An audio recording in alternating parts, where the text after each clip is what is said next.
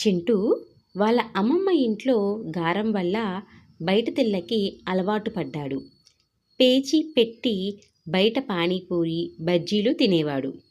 కానీ చింటూ చదువుతో పాటు మిగిలిన కార్యక్రమాల్లోనూ చురుగ్గా ఉండేవాడు.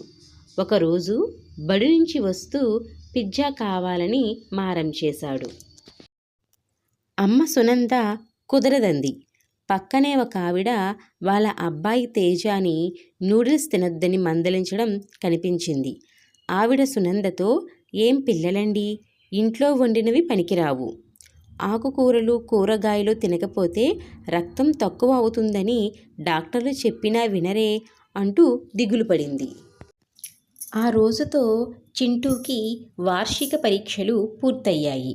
చింటూ ఉత్సాహంగా ఇంటికొచ్చినా అమ్మ తనకు నూడిల్స్ పెట్టలేదని అలిగి అలాగే నిద్రపోయాడు.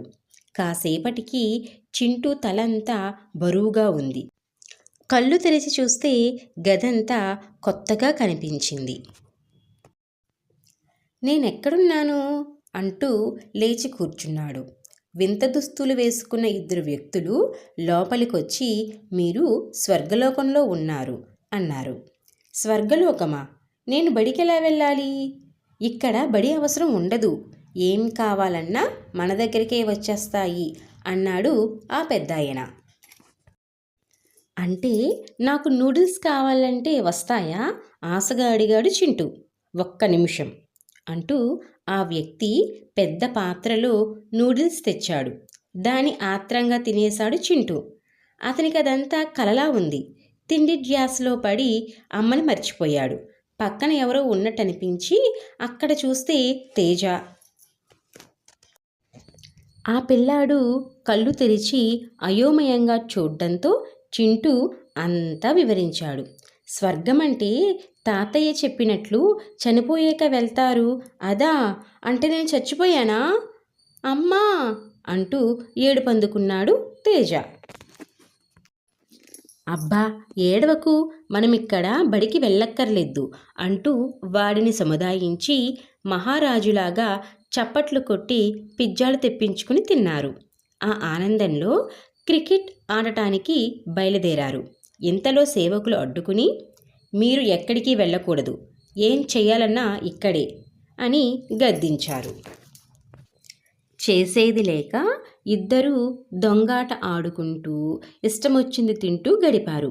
రోజులు చకచక దొర్లిపోయాయి. తేజ, ఈ వేసవి సెలవుల్లో బాలవీర్ ధారావాహిక చూద్దామనుకున్నా. నేను టీవీ చూస్తుంటే మా అమ్మ మనమరాలు చాట్ చేసి పెడుతుంది తెలుసా? అమ్మని తలుచుకుని దిగులుగా అన్నాడు చింటూ. అవును, నాకు కూడా మా తాతయ్య చెప్పే కథలు టీవీలో వచ్చే కామిక్ల కన్నా బాగుంటాయి తెలుసా? తేజ కూడా వంతపాడాడు. మా నాన్న పార్కులో ఎంతసేపు ఆటలు ఆడిస్తారో, మా సైకిల్ పోటీలో నేనే గెలుస్తా కాలరెగరేశాడు చింటూ. తేజ నవ్వి, పెద్దవాళ్ళు కావాలనే ఓడిపోయి పిల్లల్ని గెలిపిస్తారని తాతయ్య చెప్పారు అన్నాడు. అవునా, నాకు మా అమ్మా నాన్నని చూడాలని ఉందిరా అని సేవకులతో భూమి మీదకి పంపించమంటూ వేడుకున్నాడు చింటూ. కుదరదు చింటూ, నువ్వు బయట తిల్లు తినాలని దేవుణ్ణి కోరుకున్నావు కదా, దేవుడు తీర్చాడు. తేజ, నువ్వేమో బడి లేకుండా చేయమన్నావు, ఇక ఎటూ వెళ్ళడం కుదరదు గట్టిగా చెప్పాడు ఆ సేవకుడు. వెంటనే తేజ అమ్మా కడుపు నొప్పి అంటూ కూలబడ్డాడు. దాంతో తెల్లని దుస్తుల్లో వైద్యుడు ధన్వంతరి లోపలికొచ్చాడు. ఆయన తేజాని చూసి, మీరు తిన్నది నిల్వ ఉంచిన ఆహారం కదా, అది జీర్ణం కాలేదు అన్నాడు. నిల్వ ఉంచిన ఆహారమా? బిత్తరపోయాడు చింటూ. అవును, మీరు బయట తినే బిర్యానీలో కూడా వాడే పదార్థాలు చాలా రోజులు నిల్వ ఉంచినవి. పిజ్జాలు బర్గర్లు మన ఆరోగ్యానికి హాని చేసే పదార్థాలతో చేస్తారు.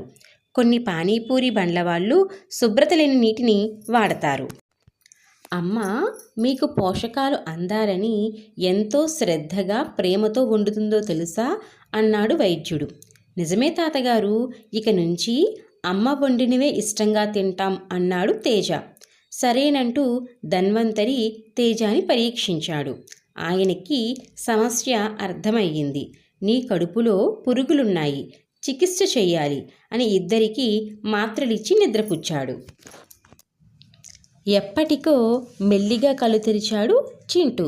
ఎదురుగా నాన్న నాన్న అంటూ చుట్టేశాడు. అమ్మతో, అమ్మా నన్ను క్షమించు, ఇంకెప్పుడు అలా చెయ్యను వేడుకున్నాడు చిన్నారి చింటూ. ఈ నాటకమాడి పిల్లలకి బుద్ధి వచ్చేలా చేసినందుకు తేజ వాళ్ళమ్మకు, తన ఆఫీసు స్టాఫ్కు కృతజ్ఞతలు చెప్పి చింటూని ముద్దు పెట్టుకున్నారు అమ్మ నాన్న.